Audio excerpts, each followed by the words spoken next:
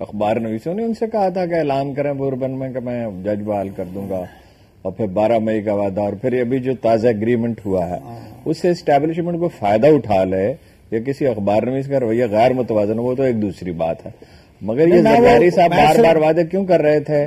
اگر یہ انہیں سوٹ نہیں کرتا تھا، اگر یہ حالات اس کی اجازت نہیں دیتے تھے، موزوں نہیں تھے، تو یہ اتحاد کس لیے ہوتے ہیں کہ بند کمروں میں بیٹھتے ہیں، وہاں بیٹھے ایک دوسرے کو اعتماد میں لیں، مجبوری بتائیں اور کوئی ایسا لایا عمل بنائیں جو پریکٹیکلی ممکن ہو۔ اس کے تو زرداری صاحب قصوروار ہیں، اخبار نویس یا اسٹیبلشمنٹ اس کے ذمہ دار نہیں ہے۔ قادر حسن صاحب، یہ پاکستان کی تاریخ کا پہلا معاہدہ یا وعدہ تھا سیاسی جو ٹوٹا ہے؟ پہلا ہو یا دوسرا ہو، ٹوٹا تو ہے یہ تو میں کہتا ہوں، تیسرا ہو یا 5واں ہو، 10واں ہو، سوال یہ ہے کہ کوئی غلطی یا کوئی جرم یا کوئی کارروائی اس وجہ سے بے گناہی نہیں قرار دی جا سکتی کہ اس سے پہلے بھی ایسا ہوا ہے۔ ایک نہیں، ہزارہا بندے قتل ہوئے ہیں۔ اگر کوئی قاتل کہے جی پہلے بھی ہوتے رہتے قتل، اگر میں نے کر دیے تو کیا ہو گیا؟ تو یہ کوئی دلیل نہیں شاہ صاحب، یہ کوئی دلیل نہیں کہ پہلے بھی کوئی معاہدے کی خلاف ورزی ہوتی نہیں اس لیے میں نے بھی کر دی ہے، یہ کیا دلیل ہوگی؟ امتیاز احمد صاحب، آپ کے زرداری صاحب سے میرے بڑے رابطے رہتے ہیں، تو اس کی یہ اندرونی کہانی کیا ہے؟ دیکھیے، جو یہ اس جمہوریت کی بحالی کے لیے ان تمام جمہوری قوتوں کا اتحاد بہت ضروری تھا، وہ ٹوٹا ہے تو اس کا فائدہ اسٹیبلشمنٹ کو ہوگا، انتظامیہ کو ہوگا، سول ملٹری بیوروکریسی کو ہوگا۔ میں سمجھتا ہوں کہ مشرف کو ہٹایا جانا بڑا کارنامہ تھا جو اتحاد کی اور اتفاق کی برکت سے ہوا، اور اس میں میں سمجھتا ہوں کہ زرداری صاحب ڈرائیونگ سیٹ میں تھے۔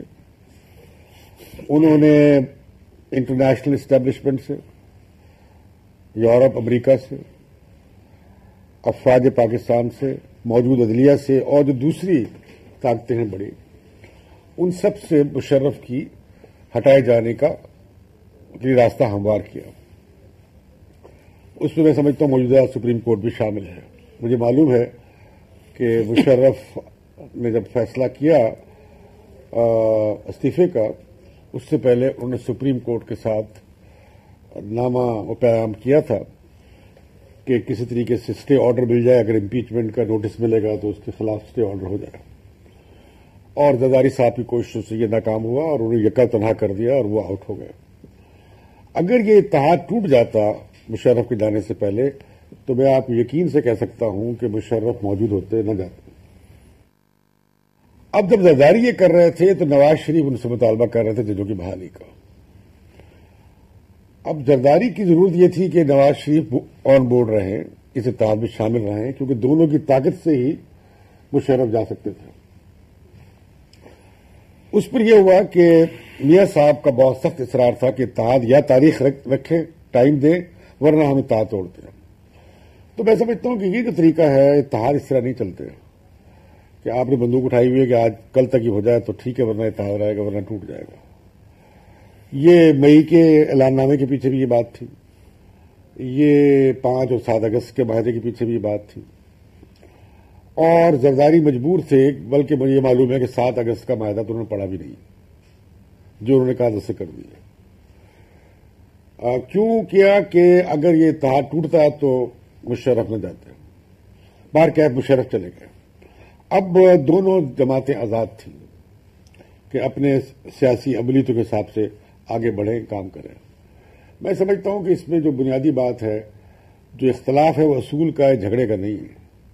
کوئی اپنے آپ کو بہت اصول پسند ظاہر کرتا ہے، ہم جانتے ہیں تاریخ ماضی میں کیا ہوا ہے کیا نہیں ہوا ہے، کوئی چھوٹی تاریخ نہیں ہے، ہمارے سامنے بڑی خوفناک تاریخ ہے جس میں عدلیہ پہ حملے ہوئے ہیں اور عدلیہ کو توڑا گیا۔ وہ ہم سب بھول جانا چاہتے ہیں کہ اب سیاستدان بہیو کریں گے۔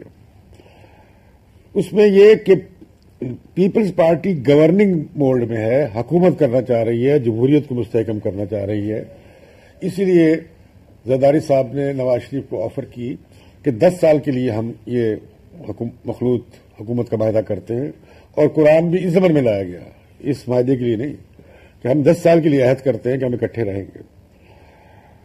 لیکن وہ معاہدہ نہیں ہوا، کیونکہ نواز شریف چاہ ہی رہے ہیں کہ 6 مہینے سال میں ہی حکومت جائے اور نئے انتخابات ہوں. وہ ان انتخابات کو حتمی انتخابات نہیں سمجھتے. وہ سمجھتے ہیں کہ شروع سے سمجھ رہے ہیں کہ ایک اور انتخاب ہونا ہے جو وہ کروانا چاہتے ہیں اپنی پسند وقت پہ, اور لہذا وہ کبھی بھی ایک سٹیبلائزنگ فیکٹر نہیں بنیں گے. وہ ہمیشہ کوشش کریں گے کہ عوامی حمایت کے لیے اصولی موقف کو عوام کے سامنے لائیں اور ایک مضبوط اپوزیشن لیڈر کا ایک امیج اپنے لیے بلڈ کریں تاکہ وہ جب اگلا الیکشن ہو تو اس کا فائدہ اٹھا سکے. اب جب یہ پرائرٹیز جو ہے اولیتیں اور مقصد دونوں کا مختلف تھا. پیپلز پارٹی کا یہ ہے کہ وہ حکومت چلائے اور مستحکم کرے جمہوری نظام کو. میاں صاحب کا یہ ہے کہ نہیں, یہ انتخابات میں ان کی نمائندگی پوری نہیں ہو سکی ان کی ضرورت کے مطابق اور یہ سسٹم جائے. لہذا کیا کیا, جو ہی موقع ملا میاں صاحب کو, انہوں نے زرداری کے اوپر پورا ٹوکرا جو ہے گند کا پھینک دیا کہ یہ معاہدہ توڑا, معاہدہ خلاف ورزی کی. اب میں سمجھتا ہوں کہ زرداری صاحب سے غلطی یہ ہوئی ہے کہ انہوں نے اگر معاہدہ کیا تھا تو پھر وہ پورا کرتے. وہ معاہدہ اگر معاہدے میں دستخط کیے ہیں تو پورا کرتے. یہ اچھا کیا, انہوں نے معافی مانگ لی ہے. لیکن میں سمجھتا ہوں کہ جس طرح میاں صاحب نے فوراً جو امیدوار کھڑا کر دیا, یہ وہ پرانی مہاجرائی کی سیاست کی طرف جانے کا رجحان ہے جو میاں صاحب میں پہلے بھی تھا. اور میں نہیں سمجھتا ہوں صدیقی صاحب کو وہ کھڑا کر کے کوئی بہت خدمت کر رہے ہیں. اس سے وہ زرداری کی پوزیشن کمزور کریں گے, اور زرداری ایک کمزور پوزیشن سے جب اسٹیبلشمنٹ سے بات کریں گے تو وہ جمہوریت کے حق میں زیادہ نہیں ہوگی. پھر آپ کو زیادہ مطالبے ان سے نہیں کرنے چاہیے کہ پہلے آپ انہیں کمزور کر رہے ہیں, پھر آپ ان سے بڑے بڑے مطالبے کریں گے. تو ضروری تھا کہ نواز شریف اتحاد ٹوٹ جاتا, اس پہ وہ پروٹیسٹ کرتے. زرداری صاحب نے اپنی معذرت کر لی ہے, بات یہاں ختم ہو جاتی, کولیشن سے بھی ہٹ جاتے. لیکن پھر کل کو 17ویں ترمیم کا معاملہ آئے گا, آئین کو آمرانہ غلاظتوں سے پاک کرنے کا معاملہ آئے گا, تب بھی ان کے اتحاد کی ضرورت ہوگی. تو ایک وقت میں اتحاد ٹوٹتا ہے, دوسرے وقت میں بن بھی سکتا ہے. یہ ہمارے یہاں رہی ہے. میاں صاحب نے آل پارٹیز کانفرنس بلائی, APDM بلائی, اعلان کر دیا کہ ہم الیکشن میں نہیں جائیں گے, بائیکاٹ کر دیا, بینری سے ملاقات کی, فورن پوزیشن بدل دی. وہ بھی معاہدہ تھا, دستخط کیے ہوئے تھے, توڑ دیا. تو وہ سیاسی ضرورتیں اور حالات کے مطابق فیصلے بدلتے رہتے ہیں.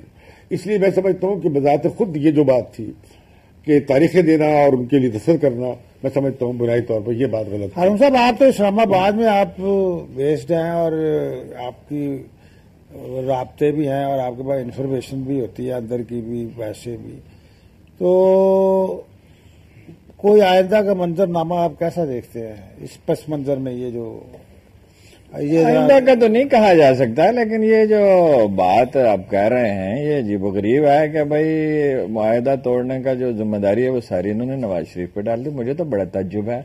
یعنی آپ دیکھیں کہ بے نظیر جو ہیں وہ نواز شریف نے کتنی دفعہ کڑوی گولی نکلی ہے, رحمان ملک کے فلیٹ پہ ان کو بلایا, ان کے والد کو انہوں نے گرفتار کیا تھا, مشرف سے وہ مذاکرات کرتی رہیں, وکلا کی تحریک سے پہلے بھی, اس کے بعد بھی, پھر ایک معاہدہ کر کے انہوں نے توڑا, پھر دوسرا معاہدہ کر کے توڑا. تو نواز شریف اس کے کیسے ذمہ دار ہے؟ اب تو شاہ صاحب یہ ہے کہ صرف ایک کام کا تقاضا دونوں سے کیا جا سکتا ہے, پوری قوم کو کرنا چاہیے. الگ ہو گیا, کوئی آسمان ٹوٹ کے نہیں گر پڑا ہے.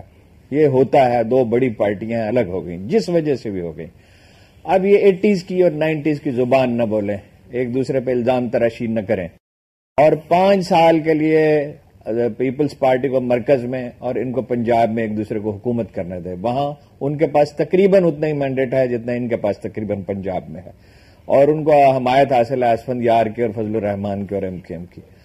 اور دونوں جو ہے وہ سفارائی کریں بے شک, لیکن یہ اگر فرض کیجئے مڈ ٹرم الیکشن بھی ہونے ہیں تو وہ کسی انڈرسٹینڈنگ سے کسی مناسب وقت پہ ہونے چاہیے. یہاں پہ ایک بریک کر لیتے ہیں, اس کے بعد قادر حسن صاحب یہ شروع کریں گے.